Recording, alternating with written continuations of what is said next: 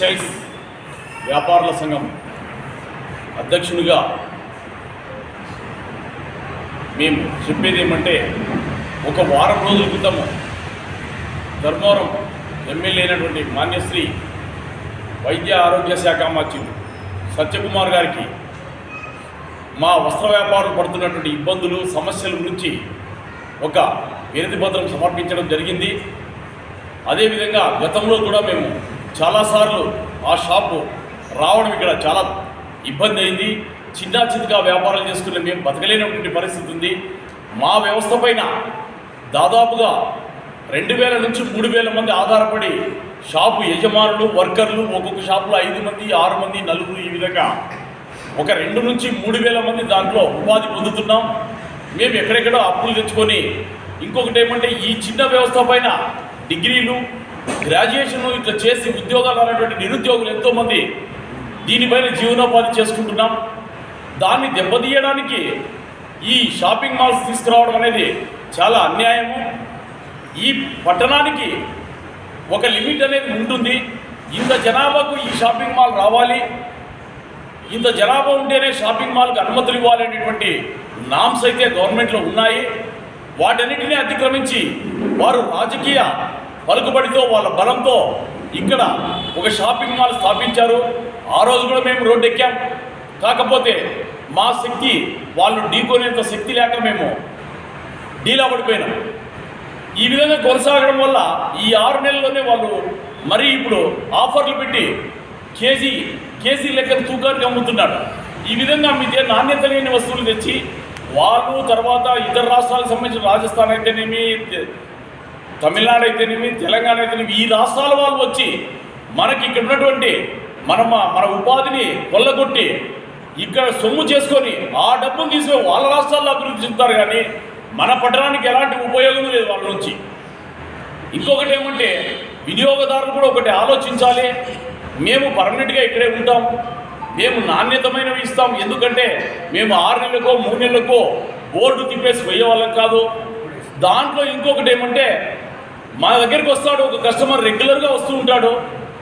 పండగలు కానీ, పబ్బాలు కానీ, పిల్లలకో తండ్రికో ఏదో తీసుకోవడానికి వస్తాడు. ఒక 5000 6000 బిల్ అవుతుంది, ఆయన దగ్గర 4000 3000 ఉంటుంది. అలా నేను మళ్ళీ ఇస్తానులే అంటాడు. సరే, మన ఊరోడు, మన పక్క గ్రామమోడు, మన చుట్టూ మండలములు దాదాపుగా ప్రతిరోజు ఈ పట్టణంలో కనపడే వాళ్ళని వాళ్ళకి అప్పు కూడా ఇస్తాం మేము. ఈ విధంగా వాళ్ళకు కూడా మేము తోడ్పాటు చేస్తున్నాము.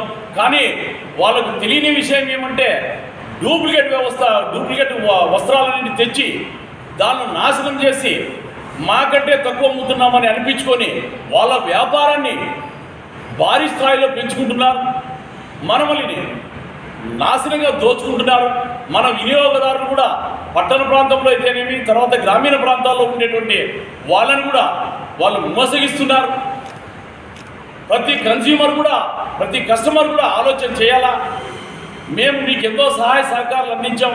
మా షాప్కి వస్తే అయ్యా ఏ కులమైనా కానీ, ఏ వాళ్ళైనా కానీ మనమంతా పేర్లు పెట్టుకొని పిలుచుకొని మామ అన్నో అని ఏదో అనుకొని కూర్చోబెట్టి కాఫీ తెప్పించి, అనా తీసుకోండి, ఇది మంచిది, దీనికి నేను గ్యారెంటీ ఉన్నాను, అది ఇది అని చెప్పేసి ఒక నమ్మకాన్ని, భరోసాను కల్పించి మనం అమ్ముతాం. దాన్ని రేట్ ఎక్కువ అనేది వాళ్ళకు తెలియక మిస్అండర్స్టాండ్ అయ్యి వాళ్ళు ఇచ్చే కేజీల కోసం పోతున్నారు, నిష్కారణంగా బలవుతున్నారు. ఈ విషయాలన్నింటినీ కూడా గతంలో అయితేనేమి, ఇప్పుడైతేనేమి మేము నాయకుల దగ్గరికి, అధికారుల దగ్గరికి, ఆర్డీఓ, ఎంఆర్ఓ ఇట్లా ప్రతి ఒక్కరికి రిప్రజెంటేషన్ ఇచ్చాం. మా బతుకులు ప్రజాట పడుతున్నాయి, మేము తెచ్చిన అప్పులకు ఈవీఎంలు కట్టలేము, వడ్డీ కట్టలేనటువంటి పరిస్థితులు ఉన్నాయి, మాకు న్యాయం చేయండి అని చెప్పేసి ఒక వారం కింద కూడా స్థానిక ఎమ్మెల్యే, మంత్రి గారికి కూడా ఒక వినతి పత్రం ఇవ్వడం జరిగింది. వాళ్ళు కానీ ఇంకొకరు కానీ మాపై దయ ఉంచి మాకు సహాయ సహకారాలు ఇవ్వాలని కోరుకుంటున్నాం. అన్న 17వ తేదీ అన్నారు. 17వ తేదీ మొహరం పండుగ ఉంది, పెట్టుకుంటే బాగుంటుందని నా అభిప్రాయం. పట్టు చీరల వ్యాపారస్తులు, రీటైల్ వ్యాపారస్తులు, పట్టు చీరలు, మాకున్నటువంటి రెడీమేడ్ టెక్స్టైల్స్ అసోసియేషన్ వాళ్ళు అందరము కలిసికట్టుగా మాంగళ్య షాప్ దగ్గరికి వెళ్ళి శాంతియుతంగా అక్కడ ఒక ధర్నా చేస్తాం. అవసరమైతే నిరాహార దీక్షలు కూర్చుంటాం. ఈ సమస్య ఏటో తేలే వరకు ఆత్మహత్యలకు కూడా మేము పాల్పడేదానికి సిద్ధంగా ఉన్నామని తెలియజేస్తున్నాం. ఆత్మహత్యలు చేసుకున్నాం. ఎట్లా మేము నష్టపోయినాం. ఎంతోమంది అప్పులు చేసి ఆ ఈవీఎంలు గట్లకి ఇంక ఉరేసుకోవాలా, దాని బదులు వాళ్ళ షాప్ ముందరే వస్తాం. వాళ్ళ నుంచినే మేము ఆత్మహత్య చేసుకునే పరిస్థితి వచ్చింది. కాబట్టి అదే షాప్ ముందరే మేము ఆత్మహత్యలు చేసుకోవడానికి కూడా వెనుకాడమని తెలియజేస్తున్నాం. ఇప్పటికైనా అధికారులు అయితేనేమి, ప్రజాప్రతినిధులు అయితేనేమి, ఎవరైనా కానీ మాకు సహాయ సహకారాలు అందించి న్యాయం చేకూరుస్తారని పత్రికా విలేకరుల ద్వారా